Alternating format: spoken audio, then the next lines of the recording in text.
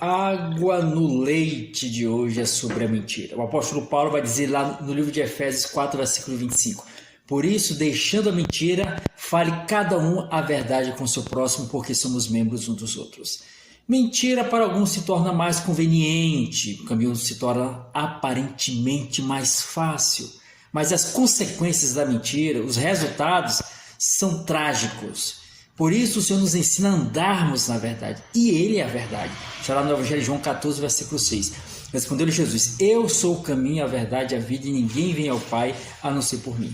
E ao falar em mentira, estão colocando água no leite, ou seja, a água que estão colocando na palavra é a mentira. As Sagradas Escrituras, elas são a verdade, se você acredita que elas são a palavra de Deus. E elas nos ensinam e nos orientam como nós devemos agir. Olha, a Bíblia é bem clara em descrever as Sagradas Escrituras, em relatar histórias e mandamentos. Só que história não é mandamento. Está lá um fato histórico que ocorreu, mas não é um mandamento, ou seja, não é uma ordem a ser seguida. Diferentemente dos mandamentos, que são ordens, orientações, instruções que devem sim ser seguidos e obedecidos. E a gente observa que, devido a tradições, as pessoas acabam executando, acabam, de certa forma, se perpetuando pelas gerações, situações que não estão na palavra. Agora, nesse período, se comemora um certo aniversário. A Bíblia, as Sagradas Escrituras, relatam a história de Jesus, seu nascimento, o seu período que esteve aqui na Terra, a sua morte e a sua ressurreição.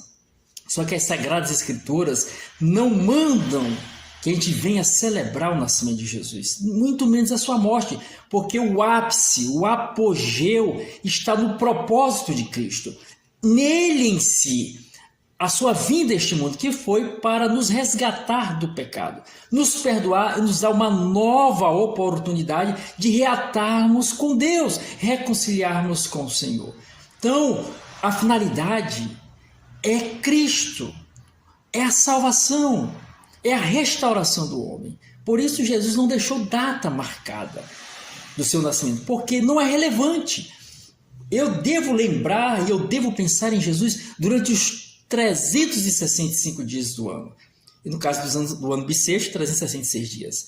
E fazendo coisas boas e agradáveis, segundo os olhos do Senhor, segundo a palavra ensina, todos os dias. As Sagradas Escrituras falam a respeito da Santa Ceia, mas não é essa ceia desse período. É a Santa Ceia, onde se faz o quê? O que Paulo diz lá em 1 Coríntios, capítulo 17, versículo 34, onde a gente relembra o sacrifício de Cristo e aponta, mostrando, relembrando as pessoas a sua volta gloriosa.